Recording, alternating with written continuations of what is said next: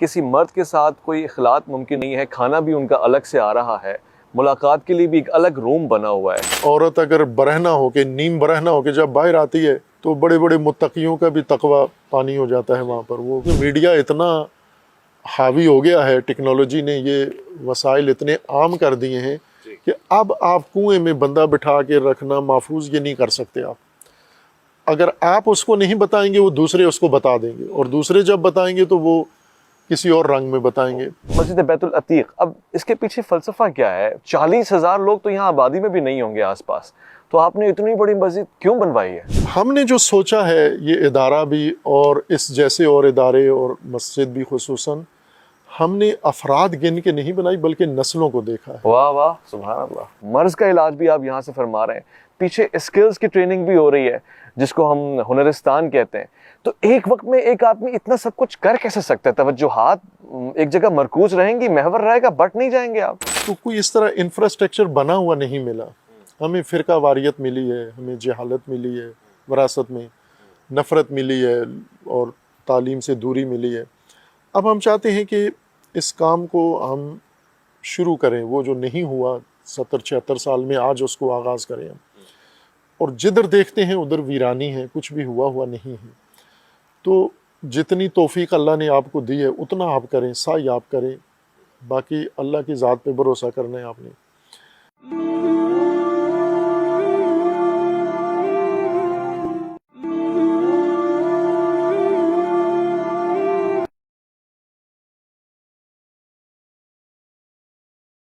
سلامتی ہے، السلام علیکم ورحمۃ اللہ وبرکاتہ۔ میں ناچیز محمد اویس ربانی آج پورا دن آپ کو جامع عروۃ الوثقی لاہور میں لیے گھوما ہوں، ایک ایک کونے، ایک ایک حصے میں گیا ہوں، اور آپ میرے ساتھ تھے، آپ گواہ تھے۔ میرے لیے یہ کچھ نیا نہیں تھا، مگر ہاں کچھ ایسی منفرد چیزیں تھیں جن کا معیار بالا تھا، اعلیٰ تھا۔ بہت سارے سوالات بھی اس پہ پیدا ہوئے۔ آپ نے شعبہ جات کا میرے ساتھ دورہ کیا، آپ نے اساتذہ سے بھی ملاقات کی، آپ نے وہ جو پڑھ رہے ہیں وہ بھی دیکھا، مگر آپ میرے ساتھ ٹھہریے۔ آپ کو یقین آتا ہے کہ ان دیواروں پہ جو لکھا ہوا ہے وہ ان کلاسز میں عمل کی صورت میں اتارا جا رہا ہے، اور آپ کو دل کرتا ہے کہ نتیجہ بھی بیٹھیں اور دیکھیں۔ میں نے اسی سلسلے میں اس پورے ادارے کے لیے جو سوالات مختص کیے ہیں، میں چاہوں گا کہ آج کی اس بانی شخصیت سے سوال جواب کروں جو نہ صرف اس ادارے کی بلکہ ایک فکر کے بھی بانی ہے، اور نہ صرف بانی ہے بلکہ تسلسل اور قیام اور دوام آپ سے حاصل ہے۔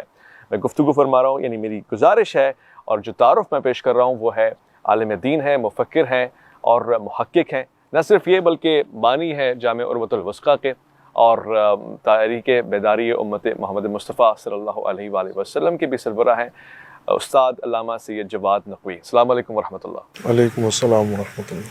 میں سب سے پہلے آپ کا شکریہ ادا کرنا چاہتا ہوں کہ اتنا منفرد اور جدید ادارہ ہے۔ یہ دو جملے میں نے اس لیے استعمال کیے کہ ہمارے ذہن میں جب مدرسے کا نام آتا ہے تو ہم اس سے توقعات یہ رکھتے ہیں کہ کوئی بہت ہی دقیانوسی مزاج ہوگا، غریب بچے ہوں گے، چٹائی پہ بیٹھے ہوں گے، اور کوئی ان کو پوچھ نہیں رہا ہوگا۔ یہاں آیا ہوں تو میں نے لیبارٹریز دیکھی ہیں، میں نے لیبس دیکھی ہیں، میں نے ورچوئل لائبریری دیکھی ہے، میں نے یہاں تک کہ جامع ابن القیم کو دیکھا، میں حیران ہو گیا۔ یہ سب آپ کے ذہن میں آیا کیسے، اور یہ کیسے ممکن ہو پایا ایک آدمی کی محنت سے؟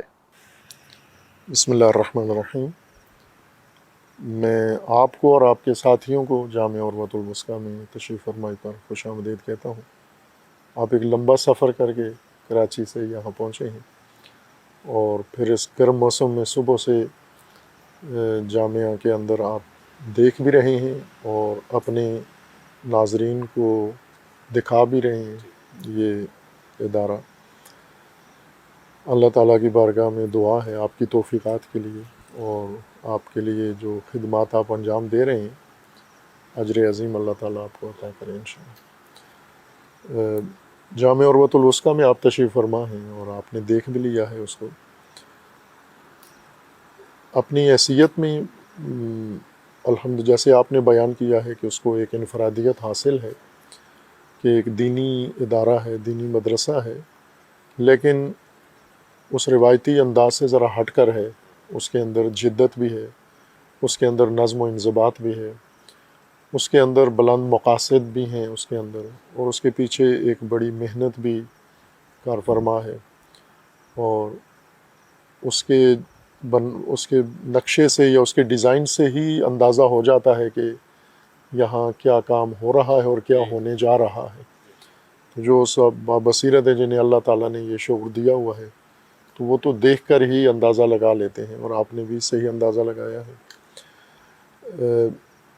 چونکہ تعلیم بنیادی طور پر ہی بنیاد ہے انسان کے لیے، اللہ تبارک و تعالیٰ نے انسان کے لیے جو انسانیت کا امتیاز رکھا ہے، اور جس وجہ سے انسان ملائکہ سے بھی برتری پیدا کر گیا ہے، تو وہ علم ہی ہے، تعلیم ہے۔ علم آدم الاسماء کلہا، اسی نے ملائکہ کو بھی خاضع کیا، تواضع ملائکہ کی ہوئی، اور پھر ابنائے آدم کے لیے بھی تعلیم ہی بنیاد قرار دی گئی ہے۔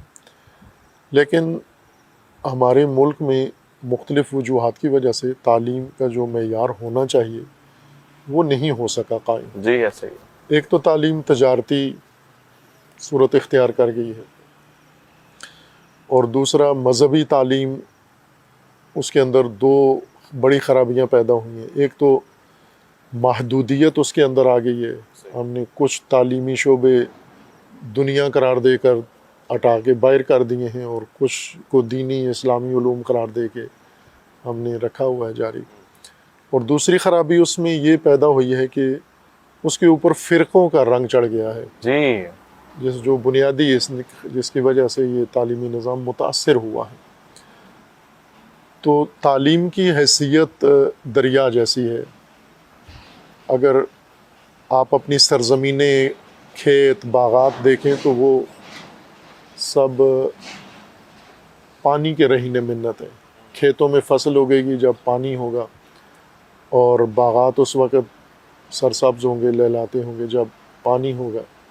یعنی ہر چیز پانی کے رہین منت ہے۔ اگر پانی نہیں ہے تو کھیت بھی صحراؤں میں تبدیل ہو جاتے ہیں، ریگستانوں میں تبدیل ہو جاتے ہیں۔ ہمارے ملک میں مثالیں ہیں، جہاں پانی ہے وہاں کی زرخیزی، اور جہاں پانی نہیں ہے وہاں۔ تو تعلیم کی جو حیثیت ہے وہ سماج کے اندر یا انسانی معاشرے کے اندر وہ اسی جیسی ہے۔ یعنی تعلیم ایک دریا ہے جس نے انسانی کھیتوں کو، انسانی میدانوں کو، انسانی باغات کو زندہ رکھنا ہے۔ اگر یہ دریا خشک ہو گیا تو سب کچھ ویران ہو جائے گا، خشک ہو جائے گا۔ اور اگر یہ دریا بہتا رہا تو ہر چیز سرسبز رہے گی۔ اور تعلیم، ویسے پانی تو کنوؤں میں بھی ہوتا ہے، لیکن کنوؤں کا پانی باغات نہیں اگاتا، کھیت نہیں، دریاؤں کا پانی۔ اس کنویں کے اور دریا کے پانی میں یہ فرق ہے کہ دریا کا پانی کنویں کا پانی کنویں میں منتظر رہتا ہے کہ وہ پیاسا آئے، جی میرے اندر ڈول اتارے، پھر پانی گھونٹ پر نکالے، اپنی پیاس بجھائے۔ لیکن دریا کا پانی پیاسوں کے پاس جاتا ہے، وہ خود چل کے روانی کے ساتھ وہاں تک پہنچ جاتا ہے جہاں جہاں ضرورت ہو۔ وہ فراز کی زمین سے اترتا ہے، نشیبوں میں جا کے پہنچ جاتا ہے۔ تو تعلیم کو بھی اسی قانون کے تحت ہونا چاہیے کہ تعلیم اپنی چوٹیوں سے اترے اور نشیبوں میں جائے، اور کھیتوں میں اور عوام میں اور پبلک کے مختلف طبقات تک چلی جائے وہ۔ اور ہم نے یہاں مشاہدہ بھی کیا اس بات کا، بقول علامہ اقبال، جس سے جگر لالہ میں ٹھنڈک ہو وہ شبنم، دریاؤں کے دل جس سے دہل جائیں وہ طوفان۔ تو پانی کی بات ہوئی ہے، آپ نے دیکھا ہم اس بلڈنگ کی طرف گئے جو ٹنکی اوپر کی طرف تھی، اور اس میں غالباً پانی بھی آپ کے ادارے کا اپنا ہے، 3 RO پلانٹس بھی ہیں، اور اس میں کئی سارا پانی محفوظ ہو جاتا ہے۔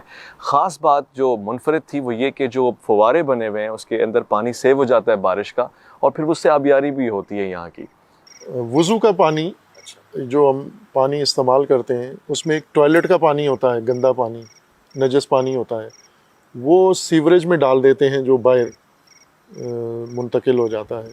لیکن جس سے وضو کرتے ہیں وہ پانی علیحدہ ہوتا ہے، یعنی بیسن سے یا وضو کی جگہ سے پانی، اس کی نکاسی الگ بنائی ہوئی ہے، وہ گندے پانی میں نہیں جاتا، وہ ہم محفوظ کر لیتے ہیں انہی ٹینکوں کے اندر، اور اس سے پھر ہم اپنے جو چمن ہیں، جو پودے ہیں، ان کی بھی آبیاری کرتے ہیں، تعمیرات میں بھی ان کو استعمال کرتے ہیں، اور پانی کی اس طرح سے بھی ایک کرتے ہیں۔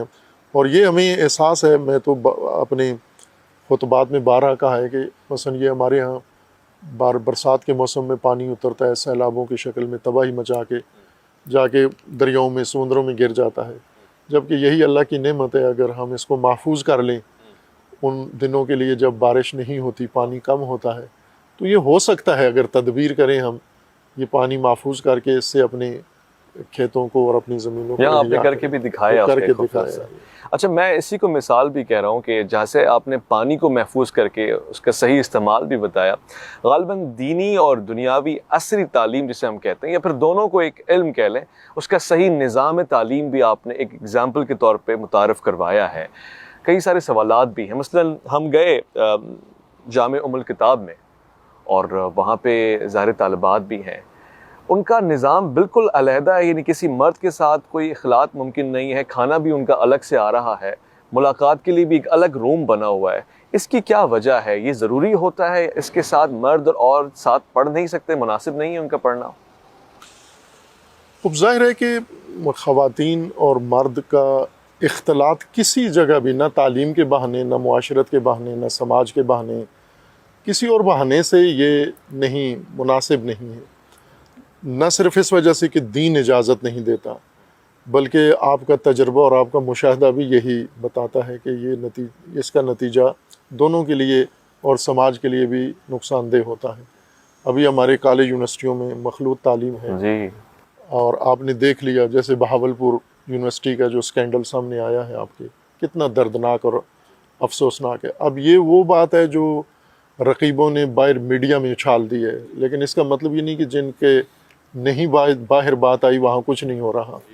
یہ تو سب پریشان ہیں اس کے ہاتھوں سے، اور ہمیں یہ فرق رکھنا چاہیے کہ خواتین کو محروم نہ کریں ہم، جیسے طالبان نے افغانستان میں کر دیا ہے کہ ان کو بالکل تعلیم سے محروم کر دیا کہ تعلیم ان کے لیے الاؤ نہیں ہے۔ یہ تو دین اجازت نہیں دیتا، عقل اجازت نہیں دیتا، غیر انسانی حرکت ہے یہ کہ خواتین جن کا بنیادی کام ہی تربیت ہے انسان کی، اگر وہ تعلیم سے اور تربیت سے محروم رہیں گی تو اگلی نسلیں وہ تو بہت وحشی ہو جائیں گی پھر۔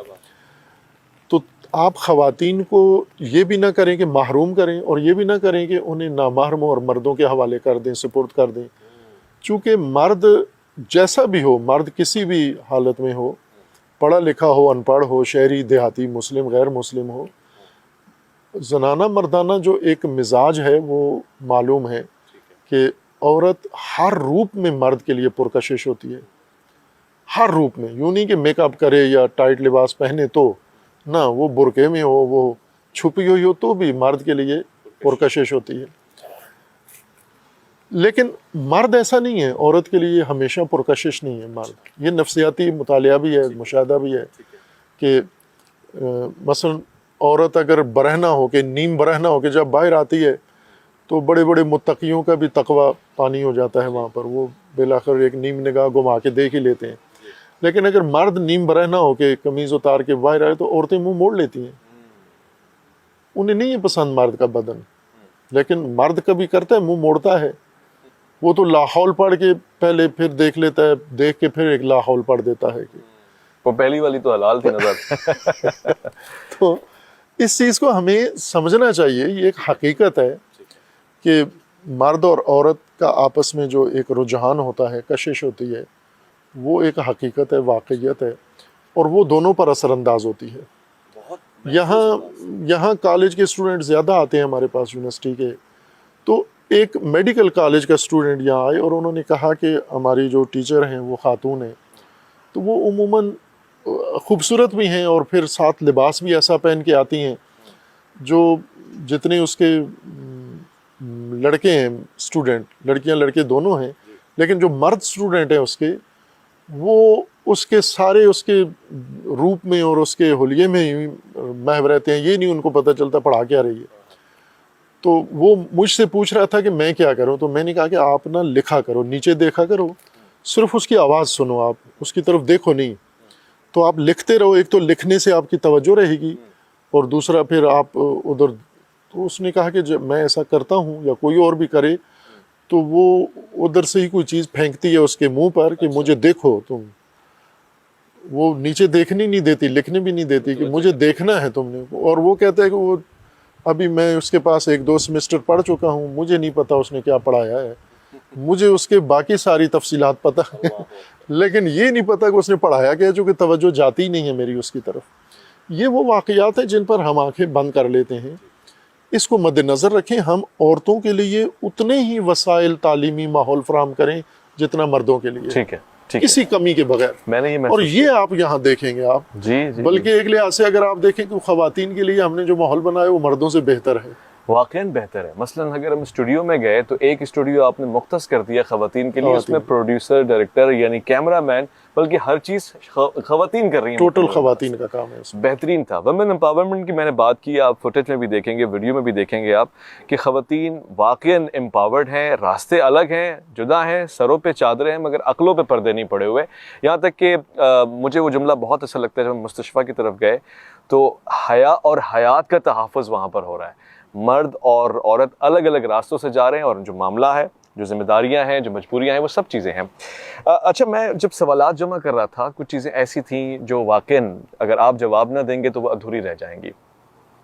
مثلا اتنی بڑی لائبریری ہے اور میں بڑا خوش ہوا ہوں, غالباً 2 لاکھ سے زائد کتابیں, 2.5 لاکھ کے قریب اس میں موجود ہیں. اہل سنت کی کتابیں بھی موجود ہیں. بھلا یہاں بھی کوئی اہل سنت کی کتاب پڑھتا ہوگا؟ یہ آپ نے اچھی تشخیص دی ہے کہ بلکہ یہ پورا دنیا میں اگر آپ ایران چلے جائیں, عراق چلے جائیں, آپ شیعہ لائبریری جہاں بھی بنے گی اس کے اندر آپ دیکھیں گے تو آپ کو ایک بڑا ذخیرہ اہل سنت علماء کی کتابوں کا ملے گا. تفاسیر ساری ہوں گی, حدیث کی ساری کتابیں, فقہ کی ساری کتابیں ہیں.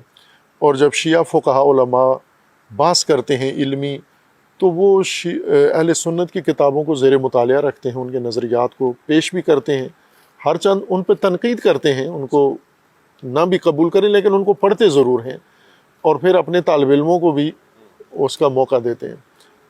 یہ تو ایک عمومی ماحول ہے شیعہ مدارس کا, شیعہ حوزات علمیہ کا, آپ جہاں بھی چلے جائیں.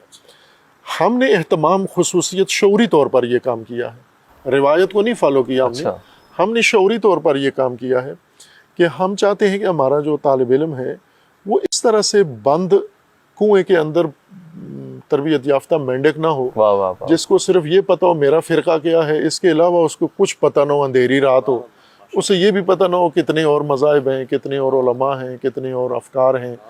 بلکہ حتیٰ جو اہل سنت تو ظاہر ہے شیعہ سنی مسلم علماء ہیں, اسلامی علماء میں ہم ان کو شمار کرتے ہیں, علماء اسلام ہیں یہ. ہم علماء دین و بے دین میں تقسیم نہیں کرتے, سارے علماء اسلام ہیں, اپنی اپنی انہوں نے تشریح کی ہے.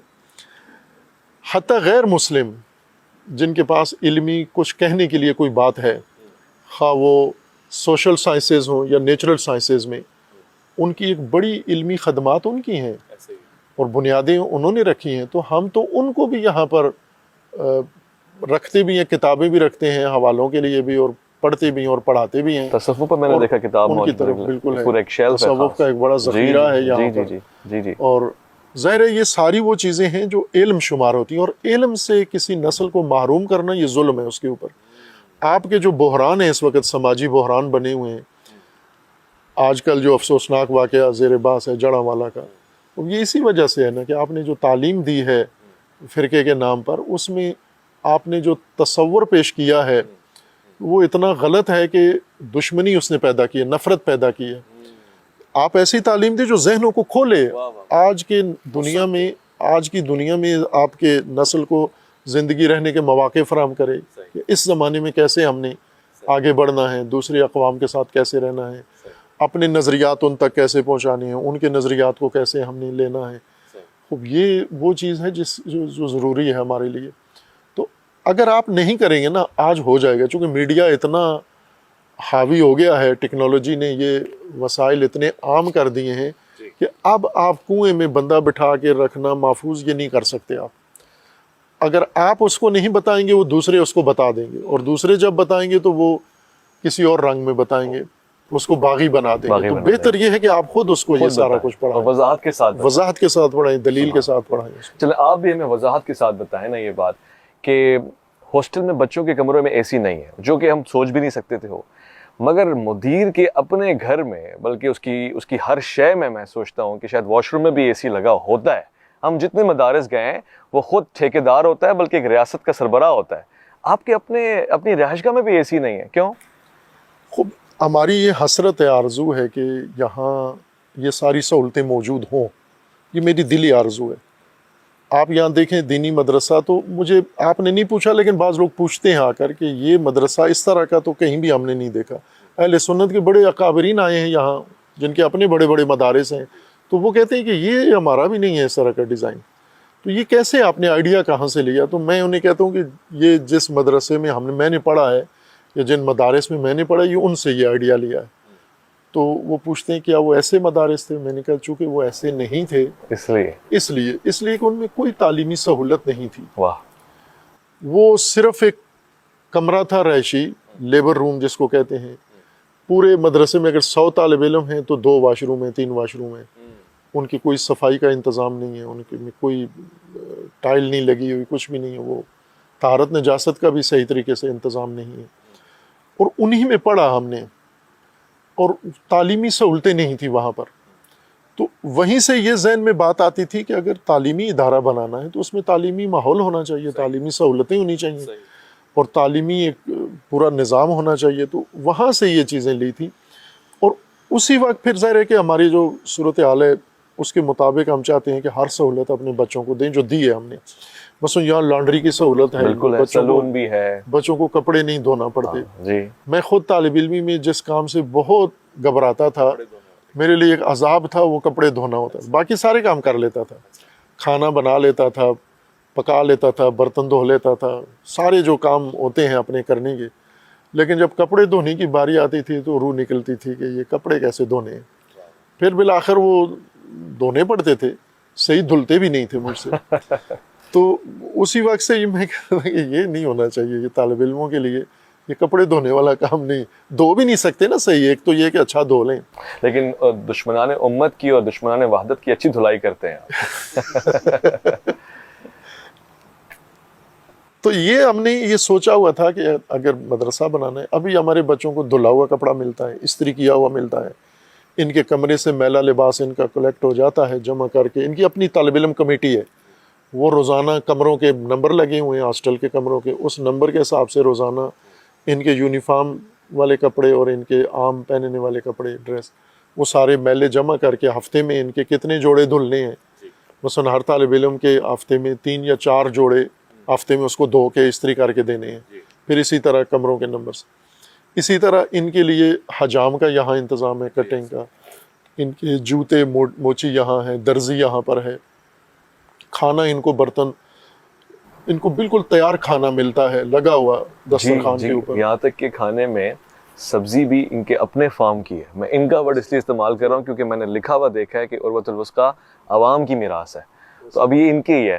تو فارم کی سبزیاں بھی ان کی اپنی ہیں، دودھ بھی ڈیری کا آ رہا ہے وہ بھی ان کا اپنا ہے، ہر چیز ان کی اپنی ہے، آپ بھی ان کے اپنے۔ ایسا ہی ہے، یہ بھی ہمارے ہیں چونکہ یہ ملک بھی ہمارا ہے، یہ قوم ساری ہماری ہے۔ ہمیں جن ناموں سے دور کیا گیا ہے وہ ظلم ہے ہمارے ساتھ، تو ہمیں اسی طرح احساس رکھنا ہے کہ یہ سب اپنے، یہ سب میرے بچے ہیں، میری اولاد ہیں یہ، یعنی انہیں میں یہ نہیں سمجھتا ہوں کہ یہ میرے طالب علم ہیں، میرے بچے الگ ہیں اور میرے طالب علم الگ ہیں، بلکہ یہ میری اولاد ہیں، اور ان کو اسی احساس کے ساتھ ہم ان کو یہاں پر رکھتے ہیں۔ اور تمام سہولتیں جو ممکن ہو سکتی ہیں ہم حاضر ہیں ان کو دینے کے لیے۔ اب یہ جو اے سی والی سہولت ہے یہ میری آرزو ہے، چونکہ میں خود گرمی مجھے بہت متاثر کرتی ہے، یہ اس عمر میں آ کر، پہلے نہیں تھا، پہلے ایک اللہ نے ہمت دی ہوئی تھی، گرمیوں کے اندر میں برداشت زیادہ تھی، لیکن کچھ بیماریوں کی وجہ سے، کچھ عمر زیادہ ہونے کی وجہ سے ابھی گرمیوں کے موسم میں آ کر اس میں ذرا میں سست ہو جاتا ہوں، یا یوں سمجھے کہ توانائی تھوڑی میری کم ہو جاتی ہے۔ پھر کیوں نہیں لگاتے؟ اور یہ مجھے احساس ہے کہ یہ بچوں کے ساتھ بھی ایسے ہوتا ہے، لیکن اب آپ دیکھ لیں اپنے ملک کے اندر کہ بجلی کا جو ریٹ ہے، بحران ہے، ایک تو بجلی ہے نہیں ہے، وہ جو نہیں ہے وہ بہت مہنگی ہے، وہ جو بجلی نہیں ہے اس کا بل آتا ہے یہاں پر اتنا زیادہ آتا ہے، ایک گھر والے کو یہ افورڈ نہیں کر سکتے، بڑے بڑے لوگ تنگ ہیں اس وقت۔ تو میری تو آرزو ہے کہ اللہ کرے انشاءاللہ ایک وقت ایسا آئے کہ ہمارے بچے، ہر بچے ہاسٹل کے کمرے میں اے سی ہو۔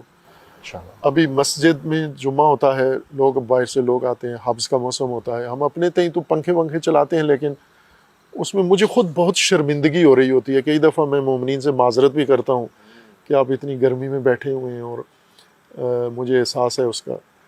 تو لیکن اللہ توفیق دے اگر ہم یعنی پاکستان کے یا لاہور کے موسم کے مطابق ہم بچوں کو سہولتیں دیں. بہت اچھا یہ ہوگا. آرزو ہے ہماری, بہت اللہ اچھا کرے ہوگا. گا انشاءاللہ. بہت اچھا. یہ یعنی کسی کنجوسی کا وہ نہیں ہے نتیجہ، بلکہ یہ اس وجہ سے ہے کہ وسائل ہمارے ابھی اتنے نہیں ہیں. میں آپ کی توسل سے اور خود چونکہ مشاہدہ کر رہا ہوں، شاہد ہوں، جو والدین اپنے بچوں کو بھیجتے ہیں بچیوں کے لیے پردہ، حیا، حجاب، اس کا تو میں خود سے شاہد ہوں کہ بہترین نظام ہے. اس کے علاوہ جو لوگ بچوں کے لیے اس نظام کے لیے اپنا تعاون کرتے ہیں، بہترین سرمایہ، بہترین کنٹریبیوشن ہے، کیونکہ اس کا رزلٹ بہت جلدی آ رہا ہے اور ہمیں آج کل اس جدید دور میں بہت جلدی نتیجہ چاہیے ہوتا ہے. تو آپ دیکھ رہے ہیں ایسے بہت سارے، مثلا مسجد بیت العتیق، اب اس کے پیچھے فلسفہ کیا ہے؟ 40,000 لوگ تو یہاں آبادی میں بھی نہیں ہوں گے آس پاس، تو آپ نے اتنی بڑی مسجد کیوں بنوائی ہے؟ ایک مولانا صاحب وفات پا گئے، اللہ تعالیٰ ان کی مغفرت فرمائے، درجات بلند کرے. لاہور کے ہی تھے، آتے جاتے تھے. تو جب ہم بنا رہے تھے مسجد، ابھی آدھی بنی تھی، اب آدھی رہتی تھی، تو انہوں نے اندازہ لگا لیا کہ اتنی بڑی مسجد ہے. تو انہوں نے بے تکلفی تھی ان کے ساتھ، تو انہوں نے کہا کہ یہ اتنی بڑی مسجد بنا رہے ہو آپ، اس کو بھرے گا کون؟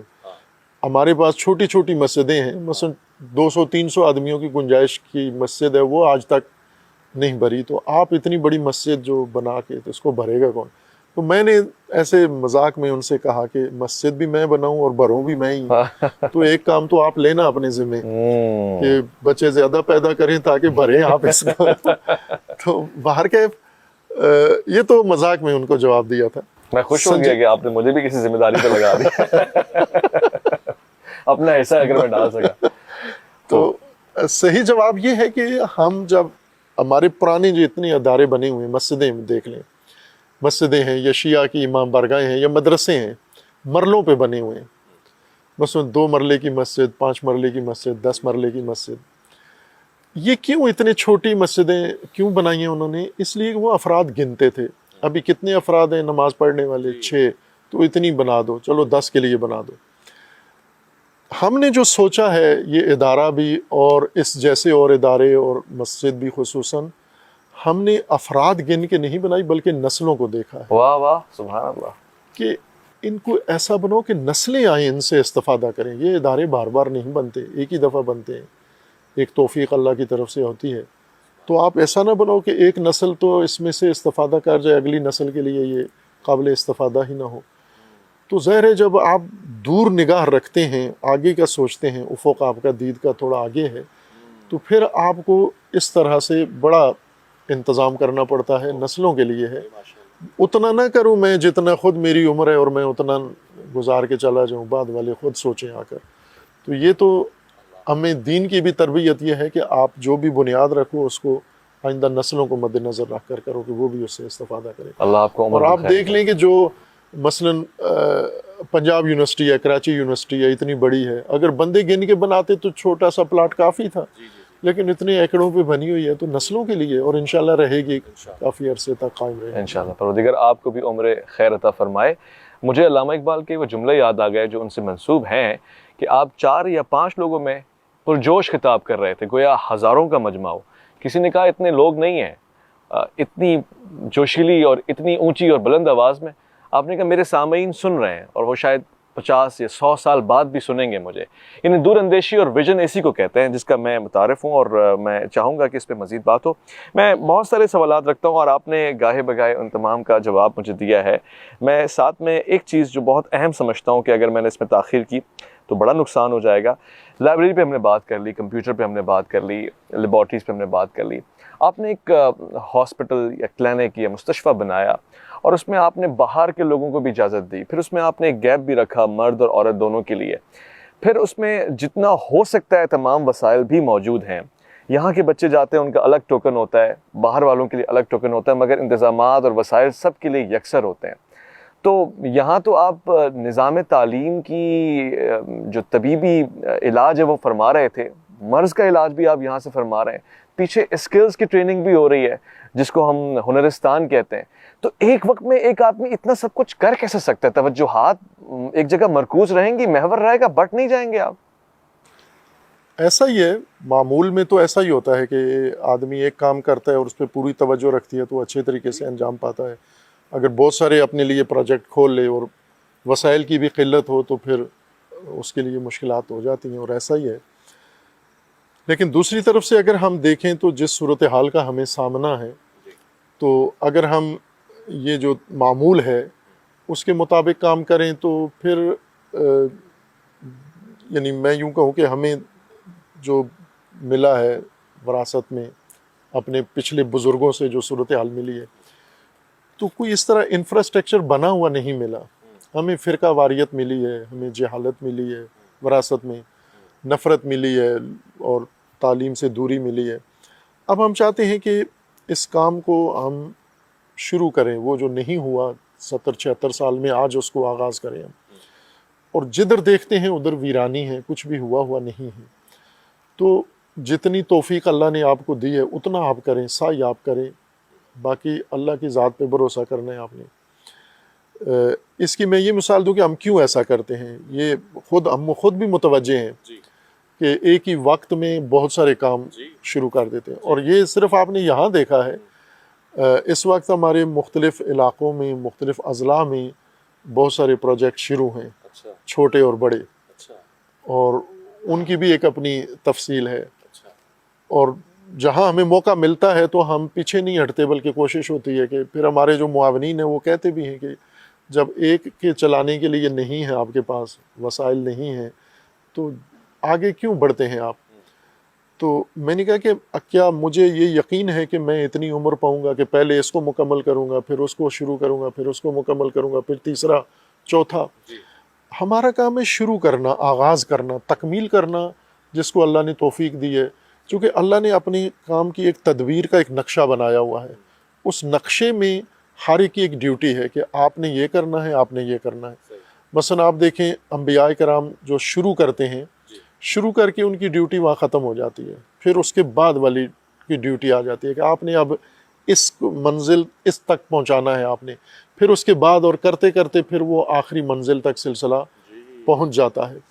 तो हमें वो अपना किरदार मुशख़्ख़स करना है कि इस पूरे नक्शा इलाही में हमारा क्या किरदार है, हम वो अदा करें बस, बाकी हमारा नहीं है काम। और ये भी हमें शऊरी तौर पर पता है कि हम नहीं कर रहे ये काम। हम मैं इसकी मिसाल देता हूँ कि छोटे बच्चे होते हैं 2-2.5 साल की उम्र में, जब बच्चा थोड़ा ज़िद्दी सा हो जाता है तो उस वक्त वो हर चीज़ में करता है, मुदाखलत करता है। बस वो वालिदैन जिनके पास गाड़ियाँ हैं, तो जब फैमिली के साथ, बच्चों के साथ निकलते हैं बच्चों को लेकर, तो उस बच्चे की ख्वाहिश होती है कि गाड़ी मैं चलाऊं, और ज़िद करता है, रोता है। फिर वालिद जो गाड़ी चला रहा है, स्टीयरिंग पे बैठा हुआ है, वो उसको अपनी गोद में बिठा लेते हैं। तो बच्चा स्टीयरिंग पे हाथ रखता है, फिर गाड़ी चल रही होती है और बच्चा मुंह से आवाज़ें निकालता है और एक्टिंग ऐसी करता है कि ये उसका पूरा यकीन होता है कि ये मैं गाड़ी चला रहा हूँ। हाँ। लेकिन बेखबर है कि पीछे कोई और है। असल तो उसके हाथ में है स्टीयरिंग, मैं नहीं चला रहा हूँ। सुभान अल्लाह। हमारा ये एहसास है कि हम काम कर रहे हैं, ऐसा नहीं है। अच्छा, ये तदबीर पीछे किसी और की वाह है, वाह, सुभान अल्लाह। और वो कर रहा है। जब वो कर रहे हैं तो फिर हमें ये सोचने की कि ठीक है, मैं एक वक्त में एक काम कर सकता हूँ, लेकिन परवरदिगार तो एक वक्त में सुभान अल्लाह, सुभान अल्लाह। खूबसूरत। हमारे पास वसाइल एक ही काम के हैं, लेकिन उसके पास तो वसाइल एक काम के नहीं, उसके पास तो हर चीज़ के वसाइल हैं। सुभान अल्लाह। हम सिर्फ तलब करें उससे, हकीकत है, अपनी तकाजा उसके सामने पेश कर दें, और उसने हमें मायूस नहीं करना, और अभी तक नहीं किया। अभी तक नहीं किया। अच्छा, वो जो बच्चा गाड़ी चला रहा है और गाड़ी चल रही है, जैसे कि जामा उर्वतुल वुस्का की गाड़ी है, बड़ी अच्छी रफ्तार में चल रही है, कवानीन की पासदारी करते हुए चल रही है, लोगों का, अवामुन नास का ख्याल करते हुए चल रही है, मगर हर गाड़ी को पेट्रोल चाहिए होता है। जामा तो उर्वतुल वुस्का की फ्यूलिंग कहाँ से हो रही है? अब तो लोग, आपके नाक़िदीन ये कहते हैं कि हम छोटी सी, हम अज़ाखाना पूरा नहीं कर पाते, इमाम बारगाह नहीं बना पाते, इतना बड़ा मदरसा बना कैसे दिया जवाद तक़वी ने? इस पर भी हमें अल्लाह तबारक व तआला की बारगाह में शुक्रगुज़ार होना चाहिए कि खुदावंद तबारक व तआला ने ऐसी एक मायूस कौम, जिसको मायूस होना नहीं चाहिए था लेकिन हो गई है अपने बड़ों या अपने लीडर्स की कारकर्दगी की वजह से, हो गई है मायूस, जो ये समझती है कि कुछ हो नहीं सकता और कुछ कर नहीं सकते हम। इस पहलू से ये अच्छा आपने सवाल اٹھایا ہے. میں اس کو بغیر سوال پوچھے ہوئے بھی جواب دیتا ہوں, کیونکہ مجھے پتہ ہے کہ یہ ہر پاکستانی کا سوال ہے. یہ بعض پوچھ لیتے ہیں, مثلا غیر شیعہ اہل سنت نہیں پوچھتے, وہ نہیں پوچھتے, لیکن ہوتا تو ہے ان کے ذہنوں میں. شیعہ تو پوچھتے ہیں, وہ آتے ہی اسی لیے ہیں یہاں پر, یہ پوچھنے کے لیے, نہ بھی آئے تو بھی کہ پیسے کہاں سے آ رہے ہیں, یہ اتنا بڑا کچھ بنا لیا ہے. پھر وہ جواب کا انتظار بھی نہیں کرتے, جواب بھی خود ہی بنا لیتے ہیں پیسے کہاں سے آ رہے ہیں. اور یہ جاننا بہت ضروری ہے ہماری نسل کے لیے, موجودہ اور آئندہ سب کے لیے جاننا بہت ضروری ہے کہ یہ مرکز جو بنا ہے اس کی ایک میں ہسٹری بھی بتا دوں آپ کو, کیسے شروع کیسے ہوا, یہ آغاز اس کا کیسے ہوا. جیسے میں آج گفتگو کرتا ہوں, شروع طالب علمی سے جب اللہ نے توفیق دی تبلیغ کی, تو اسی طرح سے اسی انداز سے بات چیت ہوتی رہی. ہر شہر میں آنا جانا ہوتا تھا پورے پاکستان میں. لاہور بھی آتا تو لاہور کے کچھ مومنین جو گفتگو سنی انہوں نے, تو انہوں نے وقت مانگا کہ ہم آپ سے ایک نشست بھی کرنا چاہتے ہیں. یہ 3 آدمی تھے, اور انہوں نے وقت مانگا, بیٹھ گئے ہم. تو انہوں نے اس گفتگو میں یہ کہا کہ آپ کی باتیں سن کر ہمیں محسوس ہوا ہے کہ آپ روایت سے ہٹ کے ذرا بولتے ہیں, آپ غیر رسمی. ہاں, اس انداز سے نہیں ہے, آپ کی گفتگو ویسے نہیں ہوتی جیسے عموماً مجالس میں ہوتی ہے, آپ ذرا ہٹ کے گفتگو کرتے ہیں, اور پھر آپ جو بات کرتے ہیں وہ ہمیں سمجھ میں آتی ہے اور اس میں ہمیں رائے حل نظر آتا ہے. یہ ان کا تبصرہ تھا. تو ہم چاہتے ہیں کہ یہ فکر جو آپ خود آپ نے اختیار کی ہوئی ہے اور اس کو آگے پھیلا رہے ہیں آپ, اس کے لیے باقاعدہ مرکز ہو اور اس کے لیے انتظام ہو, تاکہ یہ اچھے طریقے سے بنیادوں سے شروع ہو. یعنی ایک ادارہ بنائیں آپ اور اس ادارے میں آ کے یہ کام کریں آپ. تو میں نے ان کو تحسین کی کہ آپ نے جو سوچا ہے, اللہ نے آپ کو دی ہے, یہ شعور دیا ہے, لیکن میں اس کام کے لیے بالکل تیار نہیں ہوں ادارہ بنانے کے لیے. اس کی وجہ یہ ہے کہ پچھلے تجربے بڑوں کے بھی ہمارے سامنے ہیں, دوسروں کے بھی, کہ یہ کام عزت سے نہیں ہوتا. ابھی آپ مجھے اکسا رہے ہیں کہ یہ ادارہ بناؤ, میں آپ کے کہنے پہ آ کے شروع کر دوں, پھر اس کے بعد آپ مجھے نظر ہی نہیں آئیں گے یہاں پر, اور میں پھر یہ کشکول لے کے نا, کاسا لے کے, تو پیسے والوں کے گلی گلی گھومتا پھروں گا ان کے دروازے پہ. تو وہ اتنی عزت نہیں ہے اس سے ہوتی. اور میں تو کہتا ہوں کہ جو چندے سے مسجد بنی ہے نا, میں تو اس میں نماز بھی پسند نہیں کرتا ہوں پڑھنا. عزت سے نہیں بنی ہوئی, مانگ مانگ کے گدائی سے بنی ہوئی ہے. گارا اپنی محنت سے بنائے ہیں, مسجدیں چندے مانگ کے بناتے ہیں. بلکہ میں ایک جگہ گیا, کویت کے مومنین نے مسجد بنائی ہوئی تھی پاکستان کے اندر, تو انہوں نے کہا کہ نماز وہاں پڑھ لی ہے. تو میں نے کہا وہاں چلے جاتے ہیں, ہم بیٹھیں گے بات چیت کریں گے, نماز باہر پڑھوں گا میں, چونکہ یہ آپ لوگوں کے اپنے ہاتھ کی بنی ہوئی نہیں ہے, یہ باہر کے لوگوں نے فنڈ دیا ہے آپ کو. تو اس میں کیا کمال ہے کہ کسی نے آپ کو باہر سے ملک سے پیسے دیے ہیں, آپ نے مسجد بنا کے, اور یہاں آپ فن خان بنے ہوئے لمبے لمبے سجدے کرتے ہو. مزہ تو یہ تھا کہ اپنے خون پسینے سے بناتے یہ مسجد, پھر اس میں نمازیں پڑھتے, مزہ آتا آپ کو. تو یہ بات تھی جو میں نے ان سے کہا کہ میں نہیں ہوں متفق آپ کی رائے سے. تو ان لوگوں نے یہ کہا کہ یہ نہیں وقت آنے دیں گے, ہم عہد کرتے ہیں کہ اس کے جو مالی خرچہ ہوگا وہ سارا ہم اٹھاتے ہیں. یہ 3 افراد تھے, متوسط درجے کے تاجر تھے یہ. باہر کیف یہ بات انہوں نے شروع کی, پھر اس کے بعد تقریباً 3 سال تک یہ بات چیت جاری رہے. کبھی میں آتا ادھر تو مل لیتے, کبھی کسی بہانے سے ملاقات, تو وہ پھر چھیڑ دیتے تھے یہ موضوع کہ ہمیں اس کو. تو کرتے کرتے یہ بات ذرا پختہ ہوتی گئی, آگے بڑھتی گئی, تو ایک دوسرے کو ہمیں سمجھنے میں اچھا موقع مل گیا. پھر ایک وقت ایسا آیا کہ انہوں نے یہ عہد کیا کہ ہم یہ کرتے ہیں, یہ بناتے ہیں, لیکن ان کے ذہن میں یہ چیز نہیں تھی کہ کیا بننا ہے. جب یہ بننا شروع ہوا تو انہوں نے اعتراض کیا کہ آپ جیسا بنا رہے ہیں مدرسہ ایسا تو نہیں ہوتا. تو میں نے کہا کیسے ہوتا ہے؟ تو انہوں نے کہا مدرسہ یہ ہوتا ہے کہ 1 کنال 1.5 کنال کی جگہ ہوتی ہے, اس میں ایک لائن میں لمبے میں کمرے بنائے جاتے ہیں, آگے برآمدہ ہوتا ہے, کونے میں چند ٹوائلٹ ہوتے ہیں, تو یہ مدرسہ ہوتا ہے. آپ تو کچھ اور بنانا شروع کر دیا آپ نے. یہ ان کے ذہن میں تھا. انہوں نے کہا کہ ہماری تو تیاری اس کی تھی بنانے کی, آپ نے اور شروع کر دیا. تو میں نے کہا آپ سے جو ہو سکتا ہے وہ کریں آپ, باقی اللہ نے کرنا ہے, آپ سے بھی اللہ نے کروانا ہے. تو انہوں نے ہمت کی, الحمدللہ اللہ نے, وہ پھر 3 سے بڑھ کر آگے تعداد 6 تک پہنچ گئے. پھر مدرسے جب بن گیا, شروع ہو گیا, تو اس کی ایک پہچان ہو گئی ملک کے اندر دنیا میں ایک پہچان خود اب بن گئی ہے اس کی، تو اب تو لوگ کرتے ہیں تعاون، عام مومنین بھی جتنا ہو سکتا ہے اتنا تو نہیں، لیکن جو بنیادی یہاں وسائل لگائے تھے وہ یہ 3 بندوں نے شروع کیا جو ابھی تک ہیں۔ زمین خریدی انہوں نے، پہلا فیز بنایا انہوں نے، پھر دوسرا بنایا، پھر تیسرا بنایا، اور ابھی تک وہ اصل بوجھ انہی نے اٹھایا ہوا ہے وہ، اور وہ ظاہر اسی معاشرے میں ہیں، یہاں موجود ہیں، اور ان کو اللہ نے اتنا کرم ان کے اوپر کیا ہوا ہے کہ یہ اتنا انہوں نے یہاں کام کر دیا ہے کہ لوگوں کے لیے باور کرنا مشکل ہے، لیکن وہ خود آ کے کبھی اظہار وجود نہیں کیا، کبھی اچھا، انہوں نے کبھی خواہش نہیں کی کہ نام لیں؟ نہیں کی، بالکل سر۔ میں کئی دفعہ ان سے اجازت لی کہ اگر آپ کہیں تو انہوں نے کہا نہیں، کیا ضرورت ہے۔ پھر چند ایک جو مرحوم ہو گئے میں نے ان کا بتا دیا، اور ہم نے اپنے اداروں کو بھی بتایا۔ یہ واحد مدرسہ ہے جس نے اپنے مالی سورس بتائے ہیں، گورنمنٹ کو بتائے ہیں کہ یہ لوگ ہماری مدد کرتے ہیں، ان کے پیسے سے یہ بنا، اور انہوں نے تصدیق کی ہے جا کر اس کی۔ اب یہ جو لوگوں کو تعجب ہے وہ یہ ہے کہ چونکہ 70-75 سال میں تو کچھ نہیں ہوا، تو میں نے اس کی ایک مثال دی کہ جیسے 70 سال یا 70 سال تو خیر ویسے ہی آدمی اوور ایج ہو جاتا ہے، مثلا شادی ہوئی 20-30 سال تک بچہ ہی نہیں ہوا، تو مایوسی سی ہو جاتی ہے نا کہ یہ تو نہیں ہو سکتا، اس جوڑے سے بچہ نہیں پیدا ہونا۔